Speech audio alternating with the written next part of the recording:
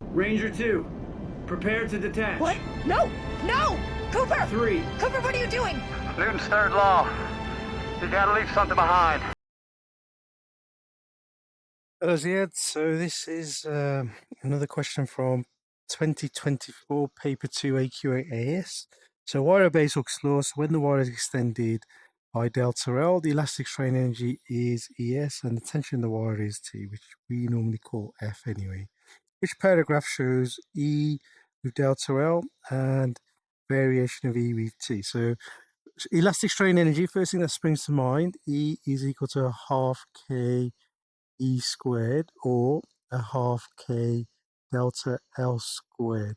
So what's the relation between E and delta L? E is proportional to delta L squared.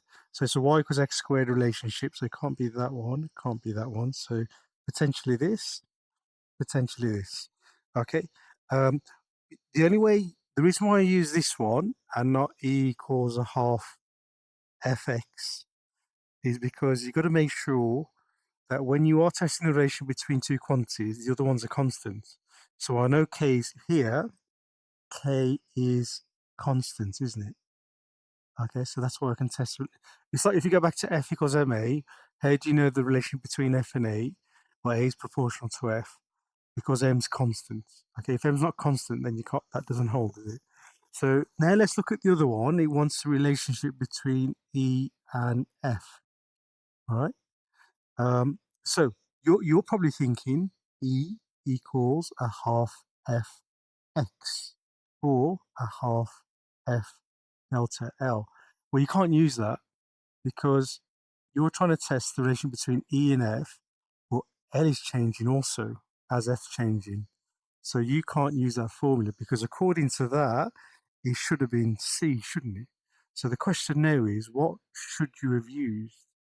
Okay, so this is where it gets a bit messy, but it's not about the formulas, it's about, do you understand how to understand relationships between two quantities in an equation? So if E equals fx, half fx, I've got to keep f in there, we've got to somehow get rid of x.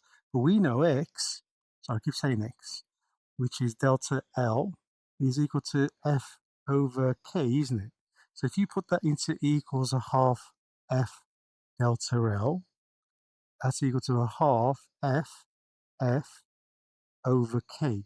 And k is constant, isn't it? Because for any material, k will be constant. So that is now equal to E is equal to a half f squared over k. So what's the relationship? E is proportional to f squared. Okay, so you can't use half fx because x is constantly changing if f is changing. So therefore it's got to be this one, isn't it? Okay, so that's the answer to that.